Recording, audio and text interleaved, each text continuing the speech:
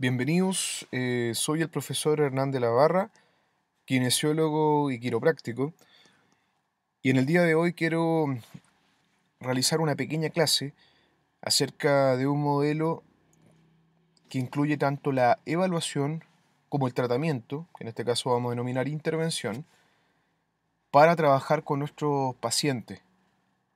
Este modelo de evaluación y de intervención es el modelo de Carrie Hall.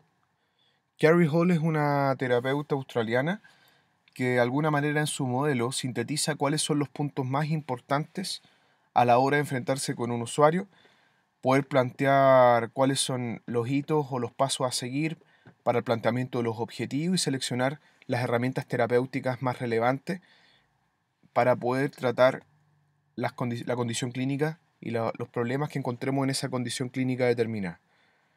Comentarles también que este modelo está planteado bajo el punto de vista de la kinesiología, de la terapia física. Sin embargo, este modelo yo lo he adaptado bien a la hora de ver pacientes desde el punto de vista quiropráctico.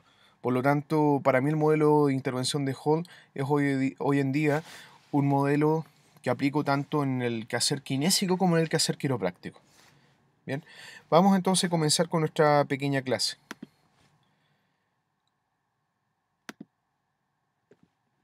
Bueno, comentarles que el modelo de Carrie Hall contempla una serie de elementos o hitos o pilares bien relevantes.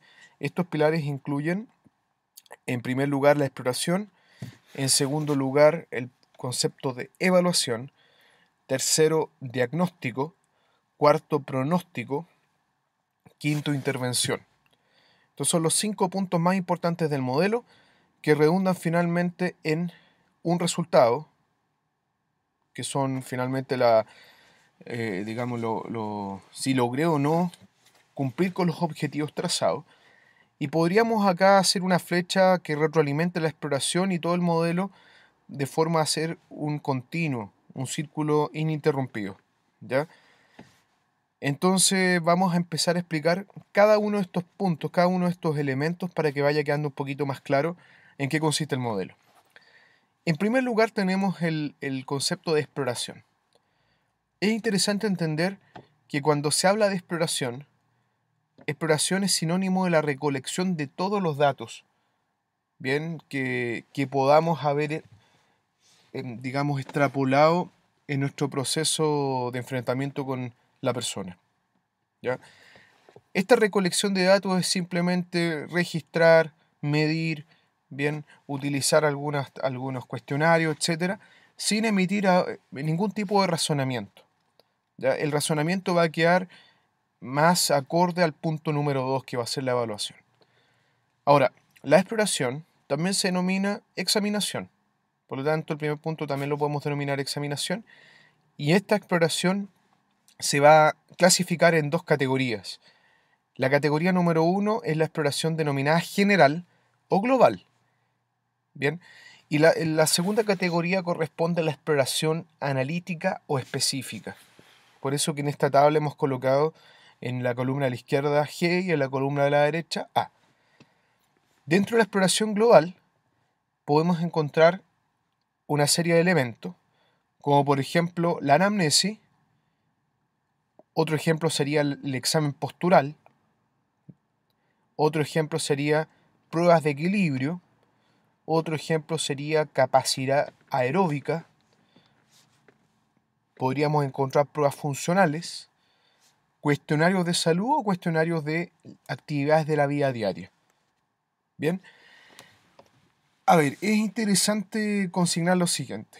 Cuando yo me enfrente a una situación clínica, no es necesario aplicar todos estos hitos de la exploración global. Por ejemplo, en un caso clínico, bueno, la anamnesis es algo que sí tiene que ir, pero podría utilizar la anamnesis y quizás por la situación clínica, simplemente apliqué cuestionarios de salud y cuestionarios de la actividad de la vida diaria, porque quizás la persona por su condición es incapaz de realizar, por ejemplo, pruebas de capacidad aeróbica o algunas pruebas funcionales.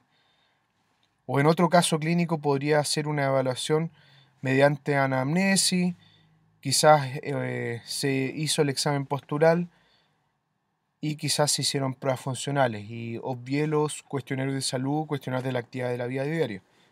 Quizá en otro usuario aplique todos los puntos de este concepto de exploración general. Entonces es interesante cuando hablemos de exploración global que yo puedo seleccionar diferentes herramientas para consignar datos, pero como el nombre lo dice, la exploración global no apunta a determinar problemas o condiciones o disfunciones específicas, sino que más bien apunta a obtener la información general a partir de todos estos hitos de la persona. En segundo lugar tenemos la exploración analítica o específica, y acá quiero mencionarles algo. He propuesto este orden para hacer la exploración analítica. En algunos casos, otros autores, como Magui o usted mismo quizá, ha privilegiado otro sistema de ordenamiento, pero dentro de la exploración analítica, bueno, están estos puntos que yo he ordenado de la siguiente forma, pero incluye el examen o valoración del dolor, determinar digamos, el estado de reparación tisular de los tejidos o etapa de reparación tisular de los tejidos, la realización de pruebas o no ortopédicas o pruebas especiales, que también algunos lo denominan así, el examen del movimiento, el examen muscular, el examen neural y el examen sensorio kinestésico. Cuando nosotros, bueno, nos enfrentamos con una persona, acá al igual que la exploración global, no es necesariamente obligatorio realizar todos estos puntos de examen. Podría yo evaluar quizás el dolor y quizás paso directamente al examen del movimiento y hago el examen muscular y quizás el examen neural no es pertinente porque la condición del usuario no presenta alguna anomalía o algún problema neural. O en otro caso clínico podríamos haber hecho una exploración del dolor, una valoración del dolor, haber terminado la etapa de reparación tisular. Quizás es pertinente aplicar pruebas ortopédicas o pruebas especiales y quizás por algún problema específico no se pudo evaluar el examen del movimiento, por algún problema articular o otro tipo. Tampoco se pudo evaluar el examen muscular y quizás sí el examen sensorio kinestésico. Entonces, quiero que entiendan que la exploración en general se resume como la recolección simplemente de información.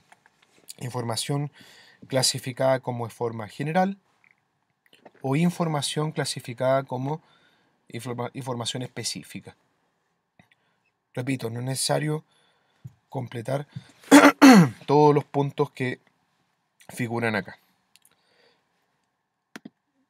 Ahora, a modo de comentario, el señor Jürgen Habermas habla de... Acá él menciona como evaluación, pero acuérdense que nosotros estamos hablando de concepto de exploración. Entonces, él dice, usted realiza una evaluación primaria, anamnesis, pero esta anamnesis, acuérdense que está en el hito de exploración general. El segundo punto, una evaluación global sistémica, que son todos los otros puntos de la exploración general que hemos mencionado. Y en tercer lugar, la exploración analítica, que él denomina evaluación específica. Entonces, sumando estos tres tipos de exploración, acuérdense que vamos a hablar de exploración más que evaluación, hablamos de una exploración dimensional. Bien, y esta exploración dimensional es la que nos va a permitir realizar el razonamiento clínico de la condición. ¿Ya? Entonces, tres tipos de exploración: la anamnesis, que cae dentro de lo general; el resto, que sería la exploración sistémica, que cae dentro de la exploración global; y la exploración analítica, que tiene que ver ya con todos los hitos que visualizamos en la tabla, en la columna de la derecha, que ya tiene que ver con aspectos específicos, ¿cierto?, de la condición clínica que estamos revisando. ¿Ya? Esto tiene que ver un poco con lo mismo. Vamos a pasar entonces al segundo punto. Evaluación. La evaluación en sí ya contempla el razonamiento clínico. ¿Ya? A ver, nuevamente el concepto. Durante la exploración general o analítica, simplemente se recabaron datos, pero es el punto de la evaluación bien, que nosotros vamos a ordenar, clasificar, categorizar la información encontrada. Y a partir de todas estas problemáticas, bien, vamos a establecer o vamos a realizar un razonamiento clínico para determinar un problema principal.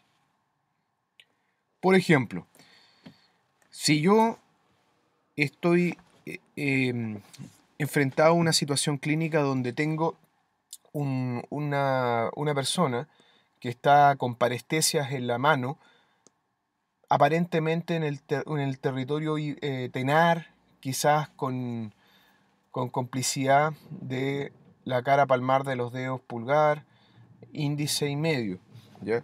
Sin tener claro cuál es el diagnóstico preciso de esa condición.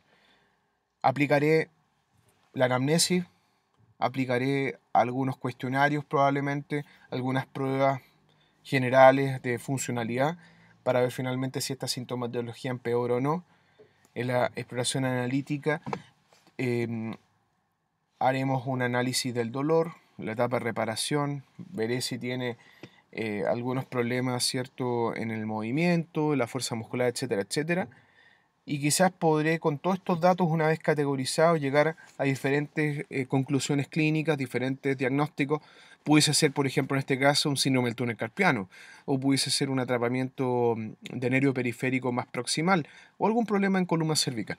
A lo que voy con esto es que la evaluación es el resumen, ¿bien?, de todos los datos más importantes que encuentre en el proceso explorativo. Bien, y con eso puedo determinar cuáles son el hallazgo, los problemas principales de la persona, ¿ya? En el caso, bueno, de la evaluación, buscamos determinar las disfunciones más relevantes que repercuten a nivel de la actividad. Bien, vamos a hablar enseguida del concepto SIF. Otra cosa que me gusta mucho comentar es que la evaluación también me permite establecer un momento terapéutico. Porque de acuerdo a todos los datos recogidos yo puedo establecer finalmente si la persona se encuentra en un momento terapéutico complejo, un momento terapéutico no tan complejo, y eso me va a marcar la pauta de cuáles van a ser los puntos más importantes que yo voy a plantear como objetivo. Bien, en el caso del diagnóstico, vamos a hablar primero del punto de vista de la terapia física, ¿ya? Esto no lo tiene necesariamente explícito el modelo de Hall, sino que es una en realidad una modificación pequeña al modelo. En el diagnóstico, desde el punto de vista de la terapia física, nosotros vamos a utilizar la clasificación internacional, perdón, del funcionamiento de la discapacidad y la salud, abreviada como la CIF, ¿ya? La clasificación internacional del funcionamiento en realidad agrupa a una condición clínica de la persona en tres grandes dominios, que son la función y estructura, la actividad y la participación. Entonces, cualquier trastorno o enfermedad va a repercutir generando deficiencias o disfunciones tanto en la función como en la estructura. Va a terminar generando como consecuencia problemas en la actividad y va a afectar la participación. Brevemente, porque si usted quiere saber algo más de SIF puede orientarse con el tema, hay mucha información disponible. Acá está el libro de la CIF.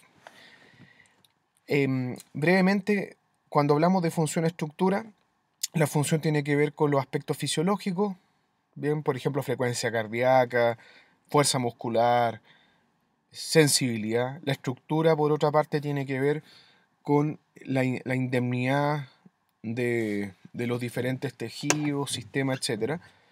Y cuando hablemos de deficiencia, vamos a tener alteraciones fisiológicas, funcionales y anatómicas, estructurales. Bien. Y, por ejemplo, el caso del síndrome del túnel carpiano, sigamos con el ejemplo anterior, alteraciones funcionales pueden ser pérdida de la velocidad de conducción nerviosa o afección de la velocidad de conducción nerviosa. Alteraciones estructurales podría ser la inflamación del nervio mediano por alguna causa compresiva.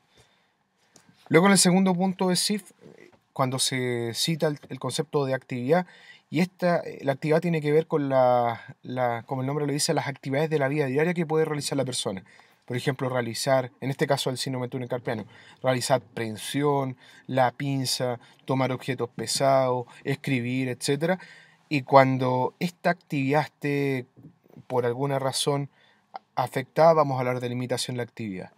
Y ya la participación social tiene que ver, tiene que ver básicamente con las actividades que relacionan al individuo con su entorno. Por ejemplo, el trabajo, por ejemplo, los pasatiempos que este individuo tenga.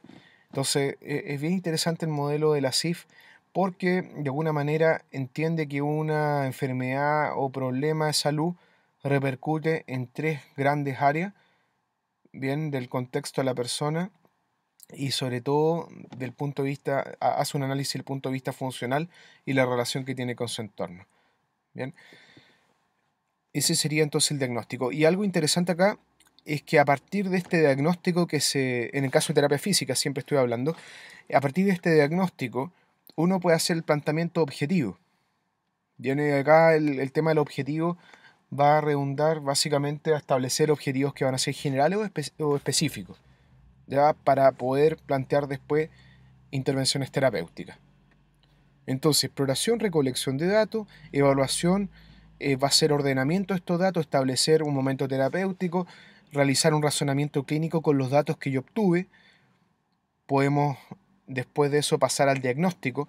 En el caso de la terapia física vamos a hablar de un diagnóstico basado en la clasificación internacional del funcionamiento, discapacidad y salud o clasificación de la CIF para poder ordenar nuestros diferentes datos y establecer finalmente objetivos.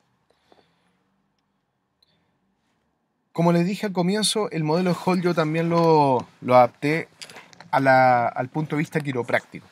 Por lo tanto, acá el punto de vista quiropráctico va a ser prácticamente lo mismo. Exploración general analítica, que es la recolección de datos. Luego tenemos la evaluación, que es el razonamiento clínico. Pero cuando establezcamos el diagnóstico quiropráctico, a diferencia del diagnóstico kinésico, que se basa en la CIF, el diagnóstico quiropráctico busca determinar algo denominado como los complejos de subluxación vertebral o disfunciones quiroprácticas. ¿Qué son los complejos de subluxación vertebral? Son anomalías posicionales que pueden sufrir las vértebras, ¿bien? Y estas anomalías posicionales van a repercutir en el funcionamiento del sistema nervioso. La quiropraxia tiene un principio, una filosofía basada en que esta disfunción, este complejo de subluxación vertebral, bien, cuando está esa vértebra en una posición anormal, afecta el funcionamiento tanto del sistema nervioso central como periférico, porque son los nervios espinales, los nervios raquídeos los que abandonan cada uno de los forámenes intervertebrales. Entonces, desde el punto de vista quiropráctico, cada nervio espinal en relación a un segmento medular tiene diferentes inervaciones y si existiese algún mal posicionamiento de la vértebra relacionada con ese nervio, va a redundar en diferentes sintomatologías. Por ejemplo, acá estamos contemplando de C5 a C8. Bien, esto tiene que ver con la inervación de músculos del cuello, hombro, codo, brazo, etcétera, etcétera, muñeca. Y algunos problemas podía ser rigidez de cuello, dolor del brazo, bien, alteraciones o parestesias de la mano, de los dedos, etcétera, etcétera. ¿Qué es lo que hace el quiropráctico? Establece, luego del análisis explorativo y evaluativo, dónde puede haber complejos de subluxación vertebral. Ahora, para aclarar algunas cosas, los complejos de subluxación vertebral no solamente son propios de la columna, sino que también existen complejos de subluxación, no los vamos a llamar vertebrales, a nivel de las articulaciones periféricas, distales, el hombro, bien, la rodilla, el tobillo, etcétera, etcétera. Y al igual como el mismo concepto, estas alteraciones articulares periféricas van a afectar el funcionamiento global del segmento. Ahora, al igual que en el caso del aspecto diagnóstico, visto bajo el modelo de la CIF, la quiropraxia va a plantear también objetivos, a partir de los complejos de subluxación, tanto vertebral como no vertebral, que se hallaron en el proceso de diagnóstico. Entonces, resumiendo, estamos en el punto de diagnóstico.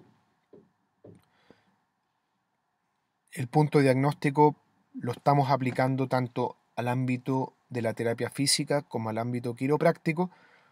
En el ámbito de la terapia física estamos evaluando la funcionalidad y cómo repercute en el aspecto social del individuo. Planteamos objetivos para solucionar esas problemáticas. Y el punto de vista quiropráctico, el diagnóstico hace referencia a determinar los problemas que son los complejos de subluxación o disfunciones quiroprácticas a nivel vertebral, que son las más importantes, o a nivel periférico en articulaciones de los segmentos de los miembros. Insisto, siempre después del diagnóstico, planteamiento de los objetivos. Por otra parte, continuamos con el pronóstico. Y el pronóstico, en general, acá nosotros tenemos que determinar cuál va a ser la evolución que va a tener esta persona luego de satisfacer aquellos objetivos que nos hemos planteado.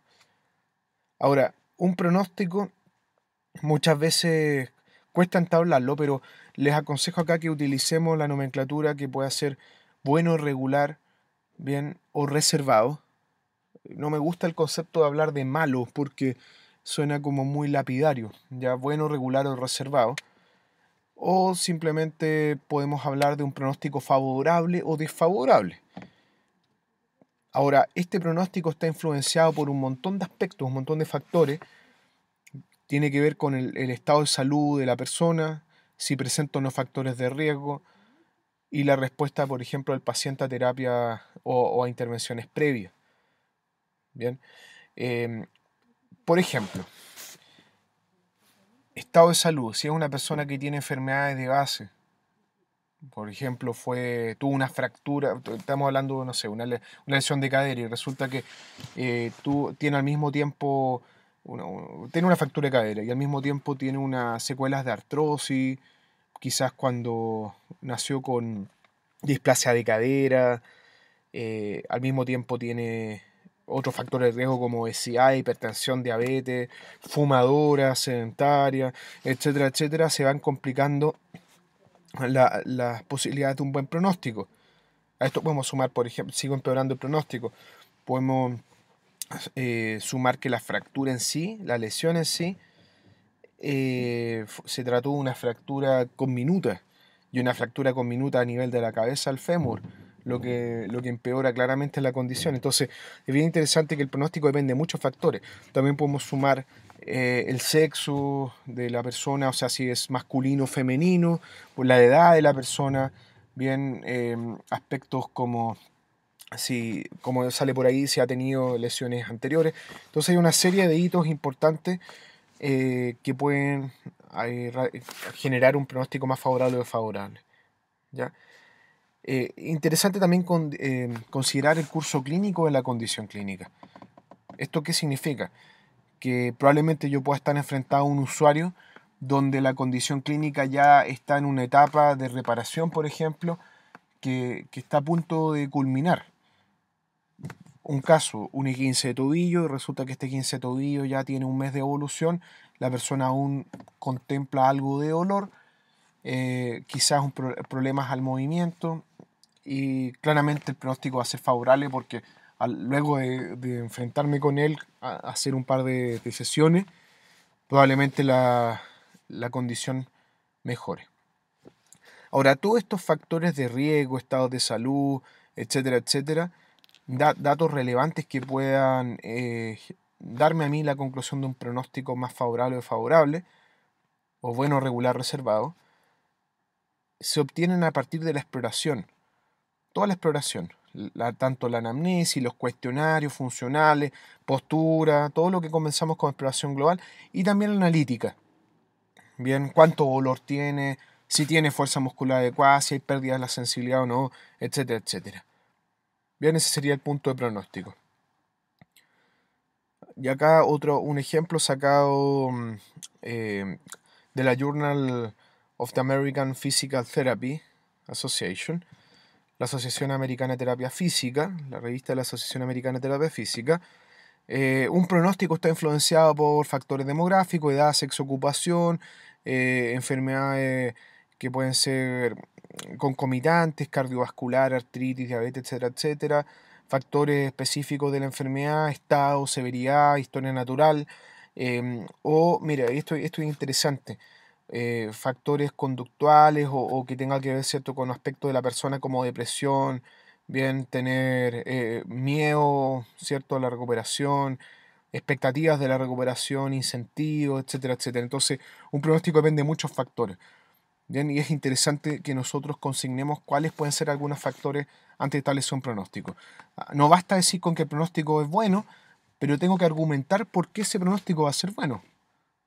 O lo mismo, que va a ser reservado. Tengo que considerar una... Yo normalmente lo que le recomiendo a mis estudiantes es que cuando establezcan un pronóstico, hagan dos columnas que en una establezcan cuáles son los elementos positivos y los elementos negativos. Y vayan por lo menos colocando cinco o más ejemplos o elementos que puedan finalmente ser relevantes y establecer así es como una balanza. Bien, si predomina lo negativo versus lo positivo y para poder a partir de eso establecer o mencionar si el pronóstico va a ser favorable o bueno, regular, reservado. En el caso de la intervención finalmente van a ser las herramientas terapéuticas que vamos a aplicar. En el caso de la terapia física, kinesiología, las intervenciones, bueno, utilizan una vasta gama de posibilidades, ejercicio, aplicación de agentes físicos, tratamiento ergonómico, intervenciones cardiorrespiratorias, etcétera, etcétera. Y del punto de vista quiropráctico, la herramienta principal que tiene el quiropráctico en la intervención va a ser el ajuste, una técnica correctiva manual, que es esta técnica que genera este ruido, este sonido que se denomina cavitación y que se aplica en columnas, se aplica en algunas extremidades, que busca justamente corregir este mal posicionamiento articular o complejo de subluxación para restablecer el funcionamiento del sistema nervioso. Entonces, de acuerdo a Carey Hall, la intervención la divide en tres categorías. La intervención directa sería lo que estamos mencionando a través de ejercicio, en el caso de la terapia física u otros elementos, en el caso de la quiropraxia a través del ajuste, pero también la formación del paciente, esto tiene que ver con la educación del paciente, o toma decisiones clínicas. Esto, por ejemplo, toma decisiones clínicas también es una forma de intervenir porque quizás es pertinente que yo derive o quizás es pertinente que yo me comunique con otros profesionales de la salud para hacer un abordaje más integral. Esos son toma de decisiones clínicas, además de utilizar una herramienta específica para satisfacer una problemática. Bien. Y claramente las intervenciones van siendo de alguna manera dinámicas, dependiendo de la respuesta que tiene la persona en relación a mi terapia. Bueno, acá una definición de lo que es intervención en kinesiología. Interacción de la utilidad entre el fisioterapeuta con el paciente cliente y cuando sea apropiado con otros individuos involucrados en el cuidado del paciente, a través del uso de diversos procedimientos y técnicas de fisioterapia para producir cambios en su condición. Y el caso de la intervención quiropráctica, bueno, acá sale el tema, define lo que es la quiropraxia, pero vamos a irnos a lo que está destacado. Se basa en técnicas manuales, incluyendo ajustes articulares, también denominados manipulaciones, centrándose principalmente en las subluxaciones, estos conceptos de mal posicionamiento articular. Acá en la otra definición de la Confederación Mundial de Quiropráctica, se habla de tratamientos manuales, incluyendo el ajuste vertebral y otras manipulaciones articulares y de tejidos blandos. Bien, entonces la intervención va a variar dependiendo si estamos hablando de la quiropraxia o la terapia física. Acá, a modo de ejemplo, puse intervenciones en el sistema musculoesquelético desde el punto de vista kinésico de la terapia física. Como ya hemos dicho, pueden ser intervenciones ergonómicas, cardiopulmonares, realización de técnicas articulares, neurodinámica, ejercicio terapéutico, aplicación de agentes físicos, electro, termoterapia, crioterapia, etcétera, otros, técnicas de energía muscular o las famosas técnicas de FNP o técnicas de tejidos blandos varias.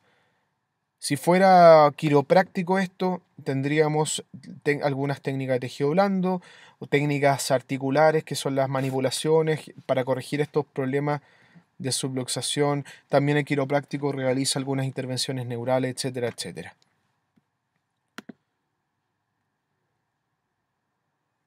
Bien, esto básicamente redunda en lo mismo. Entonces, resumiendo un poco este modelo, vamos a ir a la primera diapositiva.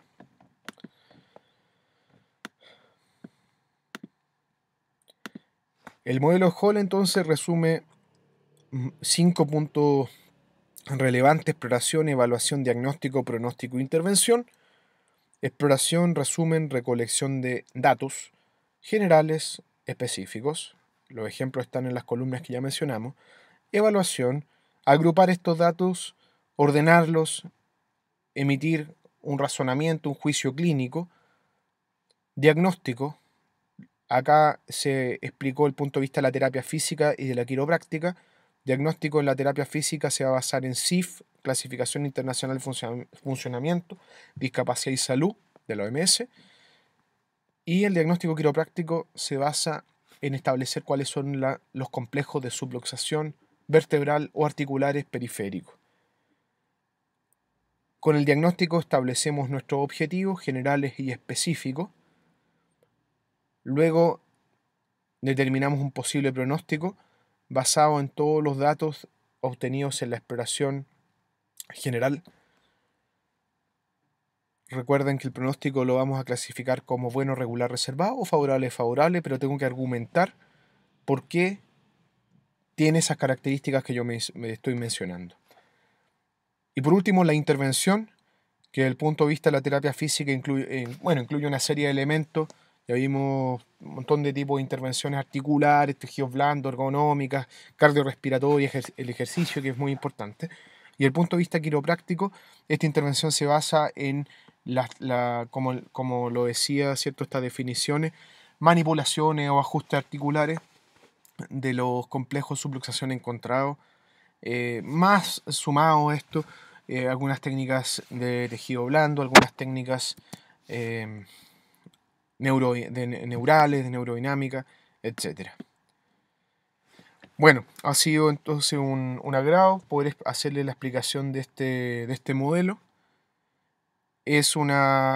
Para mí es una forma bastante simple de poder enfrentarme a un contexto clínico, porque ordena. Muchas veces ustedes dirán que por el tiempo es difícil aplicar tantos hitos, ¿cierto?, en orden jerárquico como lo está planteando este modelo. Pero créanme que cuando van estableciendo paso a paso cuáles son las cosas más relevantes de cada uno de los pilares, es muy fácil llegar al planteamiento de un objetivo y poder seleccionar luego herramientas terapéuticas. Los invito a que intenten aplicar el modelo en las personas y van a darse cuenta que cada vez que es cierto utilizado les va a salir más fácil poder generar con más celeridad es la aplicación de este sistema. Bueno, los invito a que también visiten mi página www.quiropraxiayequilibrio.cl para poder conocer más acerca de la quiropraxia, que es una de las profesiones, ¿cierto?, que en este momento de alguna manera está creciendo en el país. Y nada, pues darle las gracias por su atención.